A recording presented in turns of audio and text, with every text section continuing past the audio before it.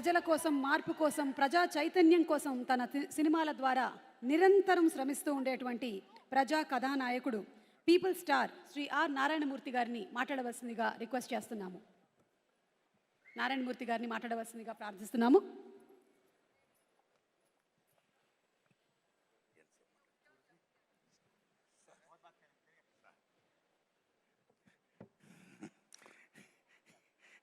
దిల్ రాజు గారు, నేను సీఎం గారిని రిక్వెస్ట్ చేశా,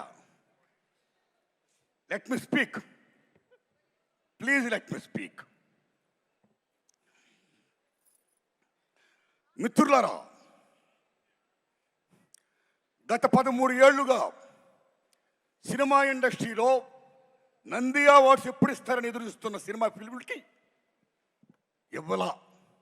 అలాంటిది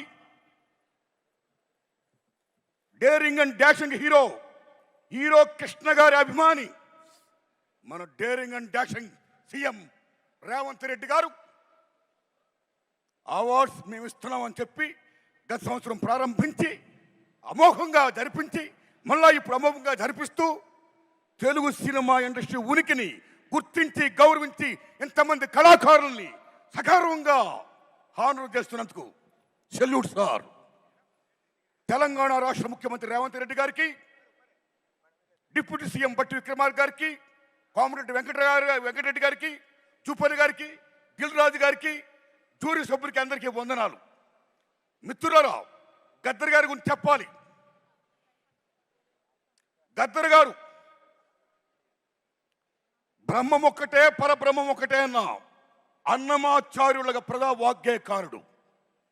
ఎవడబ్బ సొమ్మను కులుకుతున్నావు రామా అని దేవుణ్ణే ప్రశ్నించిన భక్త రామదాసు లాంటి ప్రజా వాగ్గేయకారుడు Gaddar.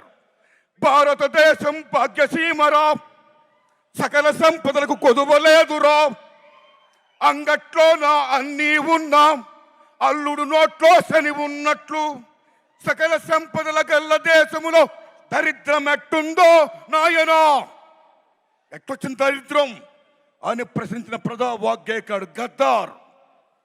Is people's legend, is one of the best communicator in the world, like Paul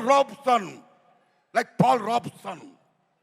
అలాంటి ప్రజా వాగ్గేయకారుడు పేరు మీద ఈ మహానుభావుడు అవార్డు సెల్యూట్. అస్సాంలో మీరు భూపేన్ హజారికా పేరు వినే ఉంటారు. గొప్ప సింగర్, గొప్ప మ్యూజిషియన్, పీపుల్స్ వాగ్గేయకారుడు అయినా. మీరు నమ్మండి మిత్రులారా, ఆయన అక్కడున్న రాష్ట్ర ప్రభుత్వం ఎంత గౌరవిస్తుందంటే మహాత్మా గాంధీ గారి ఫోటో, అంబేద్కర్ గారి ఫోటో, సీఎం గారి ఫోటోతో పాటు భూపేన్ హజారికా ఫోటో పెడతారు అక్కడ. అది అక్కడున్న ప్రభుత్వం ఆయనకి ఇచ్చే వాల్యూ, అది ప్రజలిచ్చిన వాల్యూ. అలా ఇక్కడ ఏ కాకతీయ అవార్డో, ఏ 1000 స్తంభాలు కూడా అవార్డో కాకుండా గద్దర్ పేరు మీద అవార్డు ప్రకటించినందుకు తెలంగాణ రాష్ట్ర ప్రభుత్వానికి నేను హృదయపూర్వకంగా ధన్యవాదాలు చెప్తున్నాను. Thanks a lot sir. My friends, ఇక నాకు కాంతారావు గారు అవార్డు ఇచ్చారు.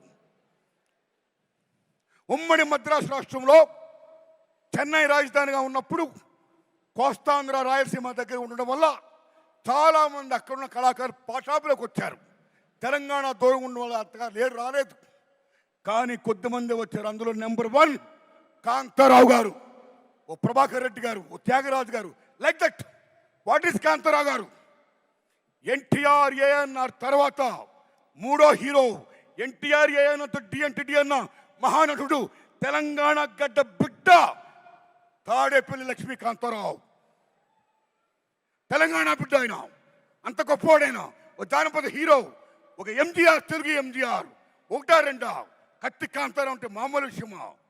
ఓ లక్ష్మణుడు వేసిన, నారదుడు వేసిన, రామారావు గారి తర్వాత అన్ని వేషాలు వేసిన, ఒప్పించి మెప్పించిన మహానటుడు కాంతారావు గారు.